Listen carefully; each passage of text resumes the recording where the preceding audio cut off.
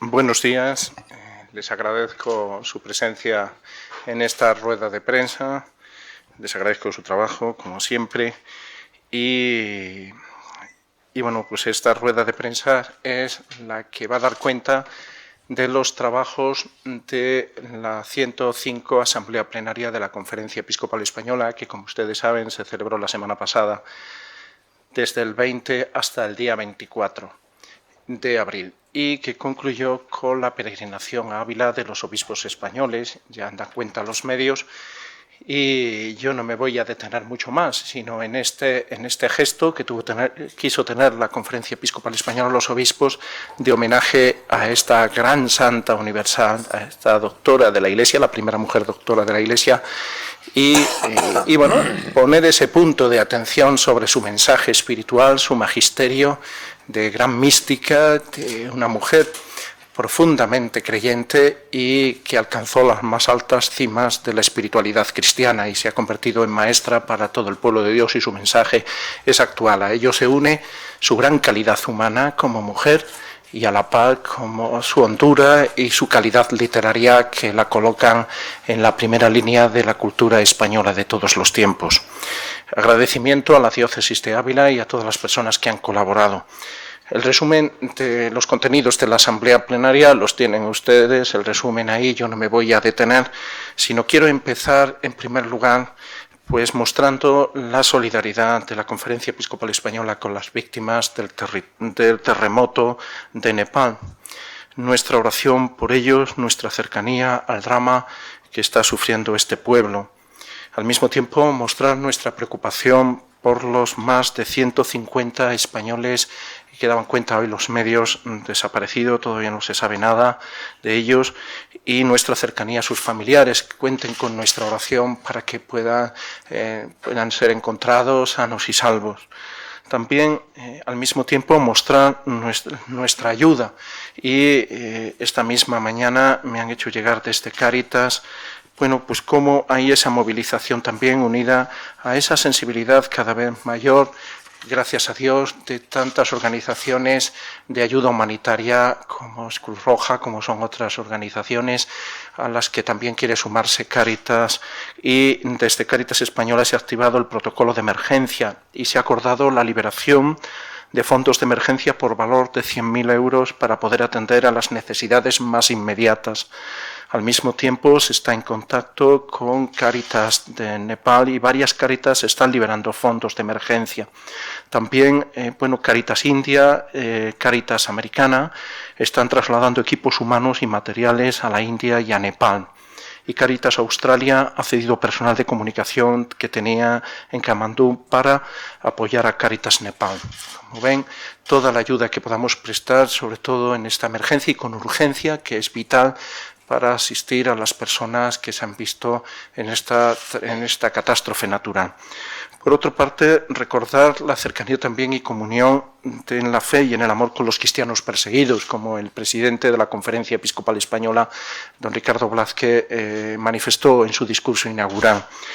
Decirles que los obispos han aprobado para que una intención especial para que se rece en todas las iglesias, en todas las comunidades cristianas, parroquias de España, a juicio del ordinario, del obispo del lugar, por esta intención especial de los cristianos perseguidos, y hacer esta oración desde la fiesta de la Ascensión hasta el domingo de Pentecostés, ahora en Pascua.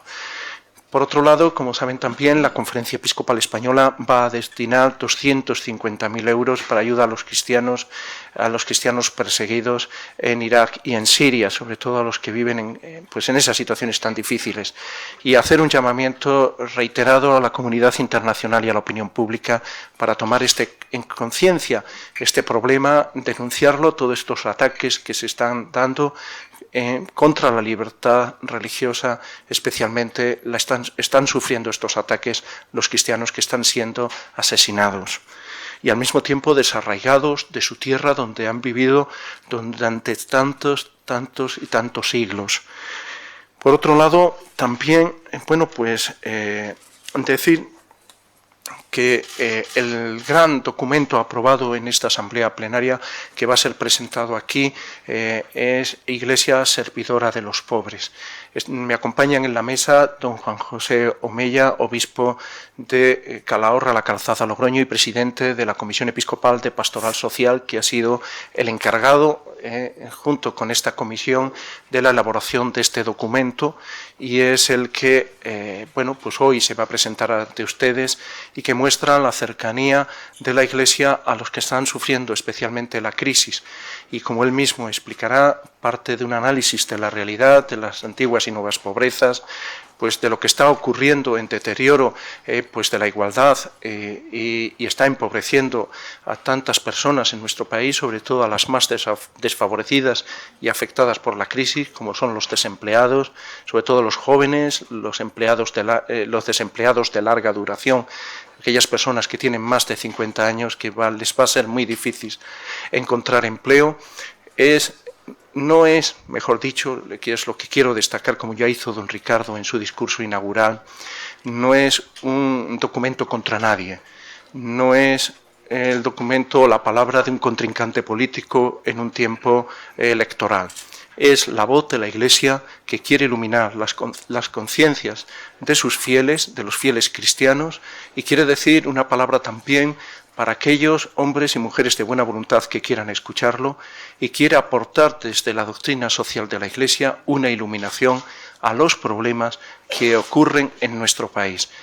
Este es sencillamente el planteamiento. Es un documento eclesial, no es un documento político y mucho menos partidista. Esto hay que tenerlo claro para que no sea instrumentalizado, sino al contrario, sea entendido desde su justa posición, desde la doctrina social de la Iglesia, de la voz de la Iglesia, que no puede quedar reducida a las sacristías, sino que quiere decir una palabra en la sociedad civil a los hombres y mujeres de nuestro tiempo desde la cosmovisión cristiana, en concreto desde el Evangelio, desde la doctrina social de la Iglesia.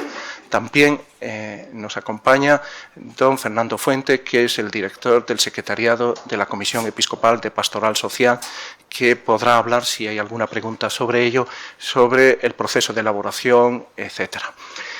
Les dejo con las palabras de don Juan José Omella, obispo de Calahorra, La Calzada, Logroño, y presidente de la Comisión Episcopal de Pastoral Social. Pues muchas gracias, señor secretario general, y buenos días a todos. El documento que se ha sido aprobado por la Conferencia Episcopal Española y que aludía el secretario general, lleva por título Iglesia servidora de los pobres. Es una instrucción pastoral que presentamos pues para dar en estos momentos de crisis y de momentos de deseo de salir de esta situación, pues crear un poco de clima de esperanza entre los cristianos y entre los que quieran escucharnos ante esta difícil situación que estamos viviendo y que afecta a tantas personas. Algunos datos nos dicen que la crisis se está superando, pero nosotros decimos también en el texto y creemos que hasta que no se haga efectiva en la vida de los más necesitados, pues no nos conformaremos. De hecho, las desigualdades sociales se han ido acrecentando y algunos datos sobre las personas afectadas nos duelen, como pastores de la Iglesia. Por ejemplo, cito algunos, lo verán en el texto todos, pero el paro de los jóvenes y de los mayores de 50 años. La situación también de los inmigrantes. Nos preocupa también el tema de la corrupción, que provoca alarma social y gran preocupación entre los ciudadanos. Y también nos preocupa, como no, como pastores de la Iglesia, el empobrecimiento espiritual como resultado de la indiferencia religiosa y el olvido de Dios. Este sería un poco la entrada a la introducción. ¿Qué factores explican esta situación? Pues nosotros decimos que los factores que explican esta situación tienen su raíz en factores morales, sociales y económicos, no solo únicamente económicos. Y citamos unos cuantos, así rápidamente. Factores económicos. Muchas personas viven sometidas a una economía sin rostro humano, establecido exclusivamente sobre el afán de lucro y las ansias desmedidas de dinero, sin consideración a las verdaderas necesidades de la persona. Este sería un factor económico. Luego el modelo cultural y técnico en el que vivimos. predomina, como bien saben ustedes, la cultura del aquí y del ahora, en el cual la solidaridad no tiene gran espacio. Es una lógica pragmática que se impone, en la cual el desarrollo técnico aparece como la panacea para resolver todos los males. Y hay que ir mucho más allá que lo puramente técnico. Una situación social, tercero, una situación social donde crece la pobreza en épocas de recesión y no se recupera la sociedad en épocas florecientes. Luego algo está fallando ahí. La propuesta de solución que se ofrece en esta situación de crisis están fundamentadas exclusivamente en el crecimiento económico. Se quiere hacer creer que más es igual a mejor, y no siempre es verdad. Con lo cual estamos apostando mucho hacia esa recuperación moral, ética también de la sociedad. ¿Qué principios, sería el tercer punto o el tercer apartado del documento, qué principios de referencia están en esa valoración que nos pueden iluminar? Los obispos aportamos en este documento unas referencias extraídas de la doctrina social de la Iglesia que pueden ser guías para valorar y reorientar los problemas de nuestra sociedad. ¿Cuáles son esos puntos de la doctrina social de la Iglesia que pueden iluminarlos? Pues el primero, la dignidad de la persona. Segundo, importante, el destino universal de los bienes. No solamente bienes para unos, sino destino universal. Tercero, la solidaridad como criterio fundamental para nuestra convivencia. Cuarto, la defensa de los derechos y la promoción de los deberes. Quinto, principio que ponemos para iluminar, trabajar por el bien común. Y sexto, la subsidiariedad como principio que vertebra la vida pública, el derecho a un trabajo digno y estable. Estos serían los principios de doctrina social que nos pueden iluminar. Y cuarto, acabamos haciendo unas propuestas esperanzadoras desde la fe. La instrucción pastoral, en su última parte, subraya la convicción de que la mirada a Dios ayuda al compromiso con la sociedad. De hecho, así lo podemos constatar en la historia de la Iglesia desde su nacimiento hasta el momento actual, en el que Cáritas, Manos Unidas, Institutos de Vida Consagrada y otras organizaciones están escribiendo una verdadera historia de caridad y solidaridad. Lo han hecho en el pasado y lo están haciendo también en este momento de crisis. En la Iglesia queremos ser buena noticia para los pobres y necesitamos convertirnos también, pues estamos llamados a ser liberadores de sus pobrezas. El servicio caritativo y social de la Iglesia debe reflejar el amor de Dios hacia los pobres y para ello necesitamos una sólida espiritualidad basada en el compromiso y la oración, la acción y la contemplación, la lucha por la justicia y la vida espiritual. Trabajamos, pero la raíz de nuestro trabajo de compromiso, Cáritas, Manos Unidas y tantas organizaciones de la Iglesia, nace de ese amor de Dios, de donde nace toda la caridad que vertebra nuestra vida de entrega a los demás. Para la tarea más urgente de nuestra sociedad en estos momentos es realmente afrontar las raíces de la pobreza. Es necesario que los poderes públicos, decimos en el texto, los responsables del gobierno nacional e internacional, pongan en marcha acciones de todo tipo: fiscal, distribución de los bienes, supervisión de las instituciones bancarias, humanización del trabajo que logren erradicar las causas estructurales de la pobreza, que esta es evidente, o es evitable, en la actualidad. En la instrucción pastoral ofrecemos algunos objetivos concretos e iniciativas que podrían ser efectivas. Por ejemplo, les leo algunas de ellas. Pues crear empleo, invitar a que la sociedad y los empresarios creen empleo. Las empresas deben ser apoyadas para que cumplan una de sus finalidades más valiosas, la creación y mantenimiento del empleo. Decimos también, invitamos otro compromiso, que la sociedad civil juegue un papel activo y comprometido en la consecución y defensa del bien común. Otra iniciativa que proponemos, que se llegue a un pacto social contra la pobreza, aunando los esfuerzos de los poderes públicos y de la sociedad civil.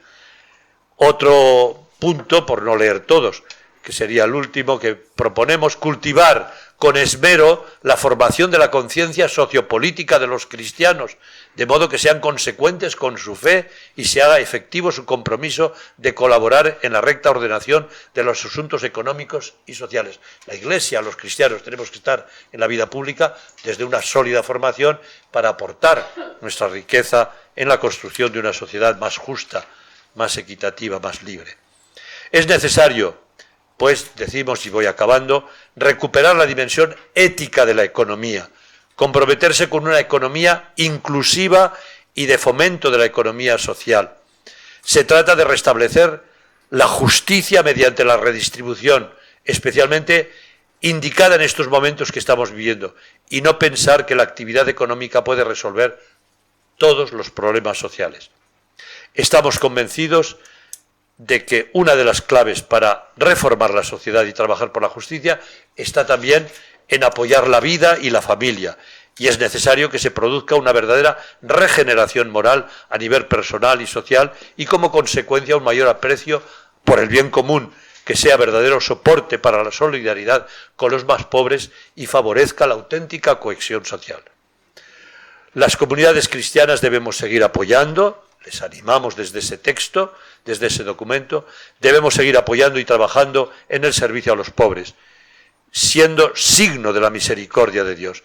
Pedimos también en el documento, lo podrán leer, perdón por los momentos en que no hemos sabido responder con prontitud a los clamores de los más necesitados, pero seguimos con ilusión queriéndonos comprometer con esta sociedad y especialmente con los que más sufren y peor lo pasan. Pues muchas gracias.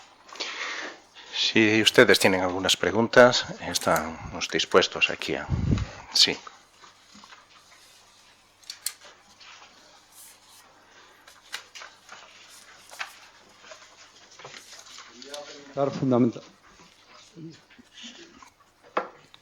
Quería preguntar fundamentalmente a quién va dirigido este documento, ¿no? Porque ha hablado así de doctrina social de la Iglesia, a veces parece que se dirige más a las instancias públicas, pero si va dirigido también al cristiano de a pie. Sí, no, en la introducción lo decimos claramente, gracias por hacer la pregunta y así me ayuda a especificar mejor el documento. Nos dirigimos a la comunidad cristiana, fundamentalmente, y a las personas de buena voluntad que quieran escuchar. Y en algún momento, pues hacemos alusión, pues como en ese momento que decía Eva propuestas, pues decimos que los poderes públicos, la sociedad civil, pues puedan unarse, colaborar. También hacemos alusión en algún momento, cuando hablamos de la corrupción, pues una regeneración de todos, pero fundamentalmente va dirigida a la comunidad cristiana en su trabajo para una construcción de una sociedad mejor y ir caminando cerca de los que más sufren.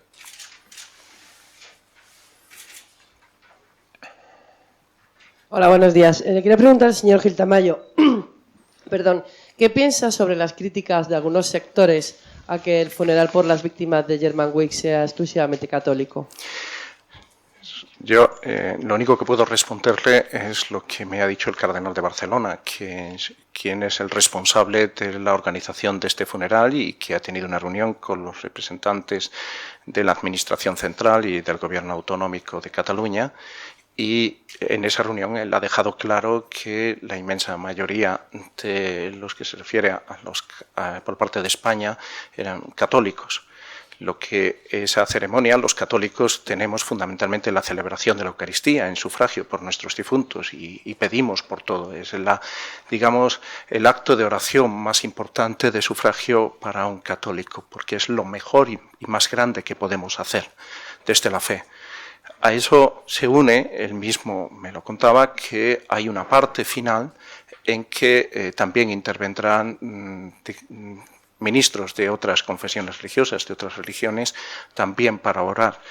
Lo que sí es importante es destacar esa conjunción de oración para que no vuelva, primero para que el Señor acoja en su seno a estas personas que han muerto, es una de las obras de misericordia, orar por los difuntos, y al mismo tiempo también pedir pues que ese sentimiento de paz que nace de compartir la fe en Dios y de la trascendencia pues nos lleve a todos pues a evitar estos sucesos como el que aquí todos pues hemos sufrido en esas víctimas fundamentalmente.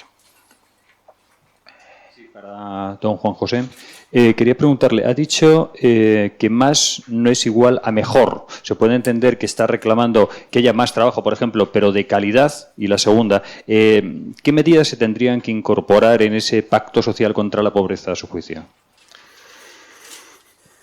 En el más no es igual a mejor, nos referimos fundamentalmente a solo lo económico, ¿verdad? Creo que el más tiene que ser un desarrollo integral de la persona y de la sociedad. No solamente somos seres homo economicus, decimos, sino que tenemos muchas más como diría, dimensiones la persona humana que hay que cuidar y tiene que ir todo unido integralmente. Por una parte es eso. Y en cuanto al pacto social, ¿qué pedimos? Pues que yo creo que toda la sociedad tiene que ir trabajando en la misma dirección. No podemos solamente dejarlo en manos de o los políticos o los económicos, los poderes económicos, la banca. Yo creo que tiene que ser toda la sociedad civil que colabora y que trabaja desde la formación humana, desde la formación técnica, etcétera, etcétera, y también la dimensión trascendente. Yo creo que trabajar por esa dimensión integral de la persona, creo que por ahí tendría que ir, no solamente en una sola dirección.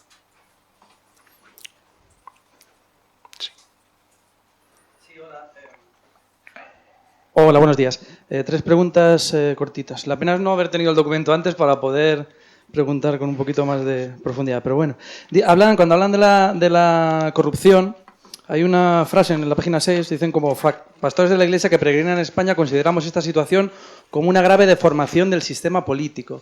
¿Qué se podría proponer para regenerar este sistema político? Eso por un lado. Luego, al final, don Juan José ha hablado de que piden perdón por los momentos en que no han sabido responder con prontitud. No sé dónde aparece en el documento, sino al final. Sí. Y después quería saber, José María, si puede ser, pues qué votos a favor, en contra, abstenciones ha obtenido este documento. Gracias. En cuanto a lo de la corrupción, ciertamente yo creo que está en el sentir de todos los españoles, que nos duele a todos y nos hace sufrir ver todos los casos de corrupción que se están dando por todas partes. Yo creo que eso, ojalá pudiésemos ya atajarlo lo antes posible. Y esto, si sigue así, pues el sistema político, uno se pone una gran interrogante, ¿verdad? Y esto no tengo que explicarlo mucho más, yo creo que está en la calle. Por eso decimos que es muy grave eso y es una grave deformación del sistema político. Tenemos que poner la transparencia y la honradez dentro del servidor de la sociedad y dentro del servidor de la Iglesia también, claro, tiene que estar esto para todos.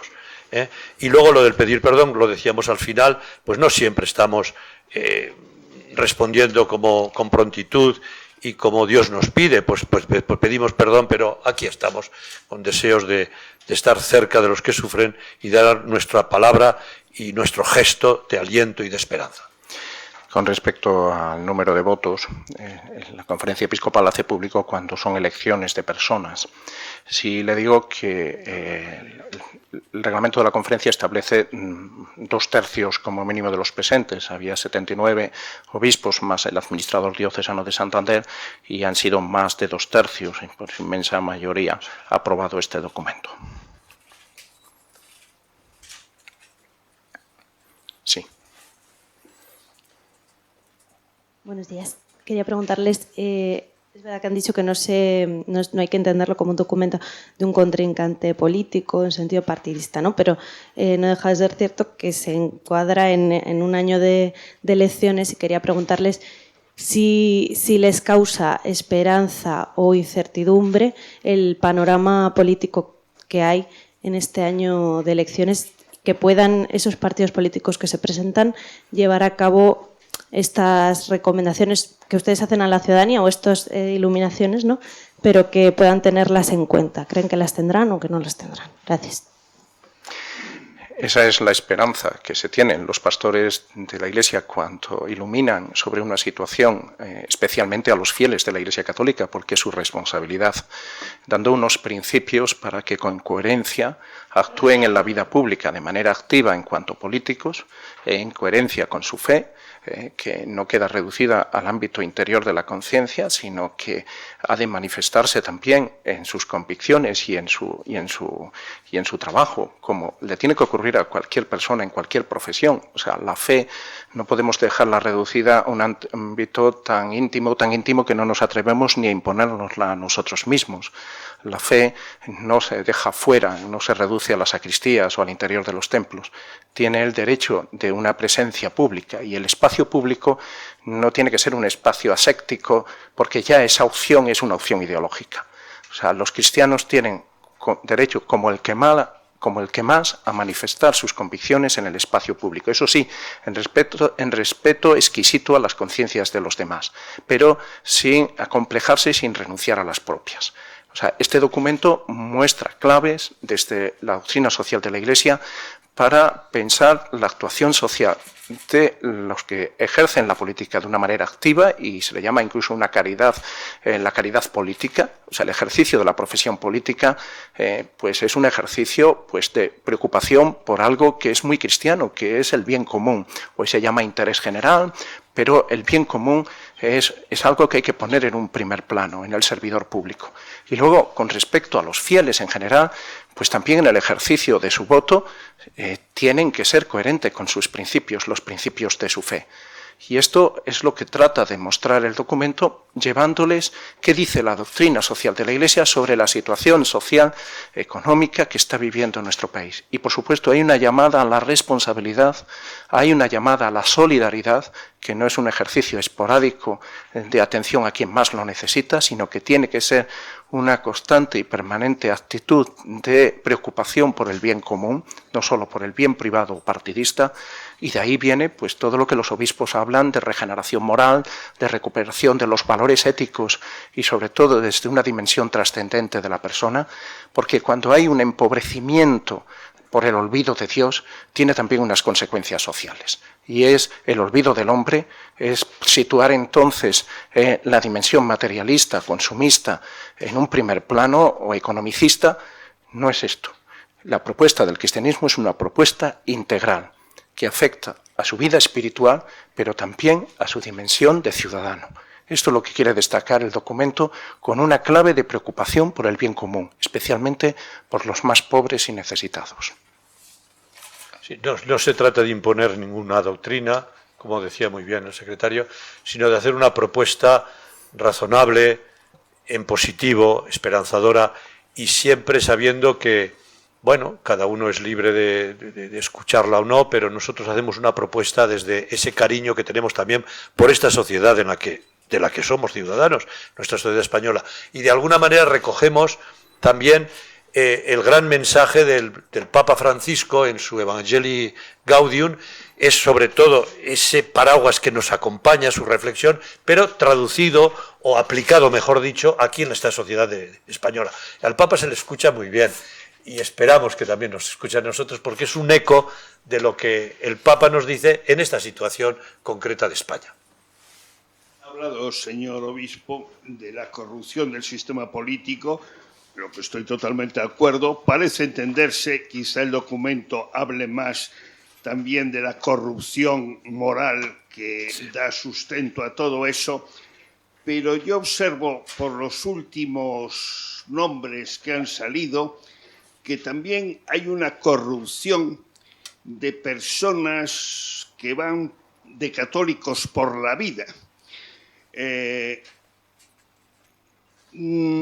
Si va a hacer algo para, no a nivel de documento, porque este documento usted lo sabe perfectamente, señor obispo, lo va a leer poquísima gente, va a ser un testimonio de la Iglesia, por supuesto, aquí va a quedar, pero se va a hacer algo en las parroquias, en los confesonarios, en la dirección espiritual, para que los católicos que van de católicos o que se creen católicos no sean corruptos, que a mí me parece más importante que el documento al que le doy toda la importancia que tiene, no se la resto. Bueno, nosotros, primero hay que decir, leo una frase en el capítulo ese o en el apartado de la corrupción: es de justicia reconocer que la mayoría de nuestros políticos ejercen con dedicación y honradez sus funciones públicas. Bueno, pues pasa también con los católicos. La gran mayoría de los católicos yo creo que somos gente también honrada y buena. Segundo, hombre, deseamos que esto se lea, y es fácil de leer, no es un documento muy, ¿cómo diría yo?, muy elevado. Es más bien sencillo, yo creo que, y tenemos que hacer todos, también los periodistas, un esfuerzo por divulgarlo y que se lea, porque creo que merece la pena leerlo, Y tercero, en cuanto, ¿qué tenemos que hacer? Claro, confesionarios y predicación, ayudar a que todos los cristianos seamos coherentes con nuestra fe. Luego el pecado forma parte, desgraciadamente, de nuestra propia vida. Pero yo digo siempre que es muy importante tomar el modelo de Jesucristo, que condena el pecado, pero no al pecador. A la persona siempre la respeta. Vete, nadie te ha condenado, le dice a la pecadora, pues yo tampoco. Pero el pecado sí, tenemos que denunciarlo a derecha, a izquierda, para arriba y para abajo, siempre. Y este documento nos puede ayudar a, de alguna manera, reinsertarnos más, unirnos más al mensaje de Jesucristo, a la persona de Jesucristo, y desde allí cambiar nuestra propia vida en primer lugar y después ayudar a que cambie también nuestro entorno familiar, social, etcétera.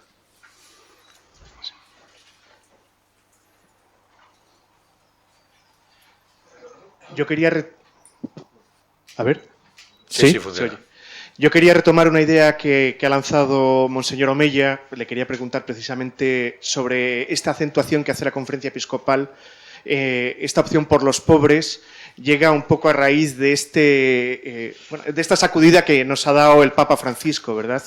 Quería preguntarle si es motivada precisamente por esta línea que ha marcado el Papa Francisco, o porque los cristianos en España nos hemos olvidado un poco de la opción preferencial por los pobres que está implícita en el Evangelio. No, yo creo que nunca se ha olvidado la opción preferencial por los pobres. Lo que pasa es que en algunos momentos pues se nota más el brillo, el acento, ¿verdad? Pero fíjese usted, citamos en el documento, citamos ya en pie de página todos los documentos de los últimos años que la Conferencia Episcopal de alguna manera ha puesto en marcha, documentos, reflexiones de entrega y de compromiso a los pobres. Hay un montón. Pero hay momentos en que se acentúa más otros aspectos, pues por la marcha de la vida o por los momentos que nos toca vivir. Pero nunca lo hemos olvidado. Pero ciertamente, la reflexión, la exhortación pastoral del Papa Francisco, que es muy programática y que de alguna manera quiere empujar a la Iglesia a que no olvidemos en estos momentos todos los aspectos de la vida cristiana, pero de manera especial porque hay un gran sufrimiento en nuestra sociedad, este trabajo, ese compromiso con los más pobres. Y a mí me parece que eso el Papa, con sus gestos y sus palabras, nos está ayudando a poner también el motor personal y luego institucional en todas partes, pero ciertamente le seguimos. Es el Papa el que nos marca el camino, pero siempre ha estado en el corazón de la Iglesia los pobres, porque si no, no sería verdaderamente Iglesia ni sería mensaje del Evangelio. Hola, buenos días. Veo que en el documento se hace referencia a los inmigrantes como uno de los colectivos que más está sufriendo la crisis y se pide, entre otras cosas, a las autoridades, tanto nacionales como de la Unión Europea, actitudes de generosa acogida y cooperación. Quería preguntarles por la última cumbre europea si creen que las conclusiones que se aprobaron en esa cumbre han sido suficientes o si los países deberían haber sido más generosos, ya que han aprobado sobre todo medidas represivas o de control de los flujos migratorios. Y tenía una segunda pregunta sobre la asignatura de religión. Hay 6 comunidades autónomas que tienen centros públicos donde no se imparte la asignatura porque ningún alumno lo ha pedido. Quería saber si esta situación les preocupa. Gracias. Ciertamente, empiezo por la pregunta última, nos preocupa. Nos preocupa, por una parte, el que se pierda sensibilidad en los padres, que por otro lado, pues más de un 70% pues opta por la enseñanza religiosa de sus hijos, pero nos preocupa también porque haya trabas en algunas comunidades autónomas que estén reduciendo la enseñanza de religión a hacerla algo heroico. Es decir, es un referéndum que se somete cada año la Iglesia. Y los padres deciden, y es la voluntad de esos padres que en un ordenamiento democrático y constitucional ha de ser respetado, porque es la propia Constitución la que reconoce ese derecho de los padres a educar a sus hijos conforme a sus convicciones morales y religiosas. El Estado facilita el espacio público y el espacio escolar para el ejercicio de ese derecho, como lo hace con otros derechos fundamentales. Luego hay que partir de ahí. Entonces nos preocupa que no se haga la oferta adecuada, que tiene que ser una oferta obligatoria y una elección libre. A veces estas cosas pueden solaparse, pueden debilitarse, se pueden poner trabas, cuando no olvidos culpables. Y nos preocupa ciertamente desde el punto de vista pastoral que haya sitios donde los padres no tomen en conciencia sobre la importancia de la formación religiosa de sus hijos en el ámbito escolar, que es distinto de la catequesis, donde hay una confrontación y hay un diálogo y digamos una armonización entre los saberes que aportan las ciencias, que aporta el área de sociales y de conocimiento, y lo que es una dimensión que forma parte de la vida de los seres humanos, que es la dimensión religiosa. Yo creo que eso es ámbito de la escuela. Con respecto a lo otro que me había preguntado, ¿era? Las fronteras. Las fronteras, mire. Yo personalmente creo que la respuesta de la Unión Europea, que por otro lado ya viene reclamándolo la Iglesia desde hace tiempo, una mayor implicación de la Unión Europea en cuanto que las fronteras son fronteras de la Unión Europea, no solo de un país o de los países del Mediterráneo, del sur del Mediterráneo, entonces europeos, sino que es una frontera de la Unión Europea y hay políticas comunes. Nos parece raquítico. Piense que, por ejemplo, cuál ha sido la postura del Líbano acogiendo a más de 1 millón de refugiados. Ciertamente, esto hay que hacerlo en la medida europea, en la medida de las posibilidades, pero no se puede actuar a golpe de tragedia. Yo creo que esta tragedia lo que ha puesto en un primer plano este drama de que el Mediterráneo se está convirtiendo en un auténtico cementerio para seres humanos que huyen de condiciones de vida insoportable, no solo del hambre, sino también a veces de situaciones políticas que hace que se una la condición de inmigrante, la condición de refugiado que pide un asilo para defender su vida y sus propias convicciones. Yo creo que la Unión Europea tiene que ser más generosa y tiene que ayudar a países como el nuestro, como Italia, que por sí solo no pueden hacer frente a este problema solo de contención, sino también de integración y al mismo tiempo de acogida de esos inmigrantes que son seres humanos y buscan lo mejor para sí, lo mejor para sus familias y huyen muchas veces de la muerte.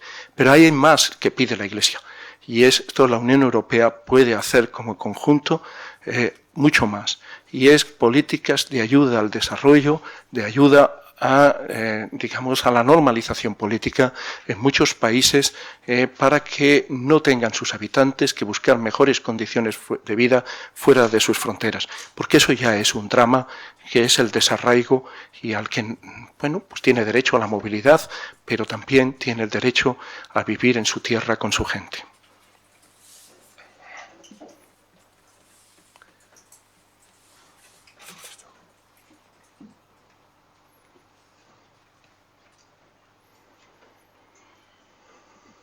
Buenos días.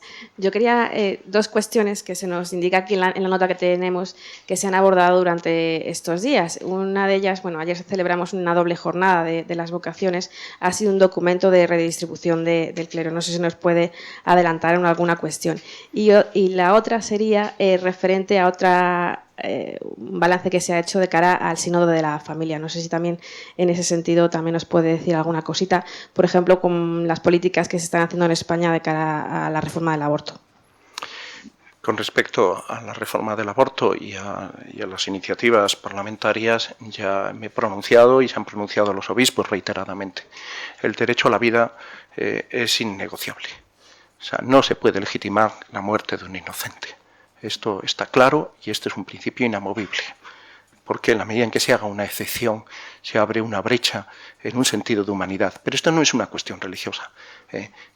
La Iglesia abandera esta cuestión porque forma parte de su misión en la defensa del ser humano, de su dignidad inalienable, y viene reforzado además por un mandamiento de Dios, que es el no matarás. Y hay que decir las cosas muy claras, esto es así. y pensamos que es una pérdida de humanidad, es un deterioro ético. Este es el gran drama del aborto, es el drama de la aceptación social del aborto. Esta es una cuestión dolorosa que cada vez hemos de hacer llamamientos a que se tome conciencia de, porque si no estamos tocados de raíz. Segunda cuestión. Era la cuestión sobre, en otros aspectos que los que usted se refiere. Yo creo que la postura de la Iglesia es muy clara, es muy clara, y yo no tengo más que decir en ese sentido.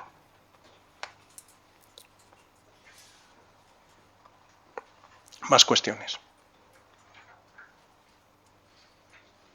Bueno, pues darle las gracias y ponernos a su disposición y bueno, pues nuestro deseo de que este documento largamente trabajado y pues sea iluminador para los cristianos y para la sociedad de nuestro tiempo en estos momentos que vive nuestro país y ayude a la toma de decisiones y sobre todo a la vivencia del servicio a la caridad que nace de la fe y al compromiso social que nace de manera irrenunciable de la fe cristiana. Muchas gracias.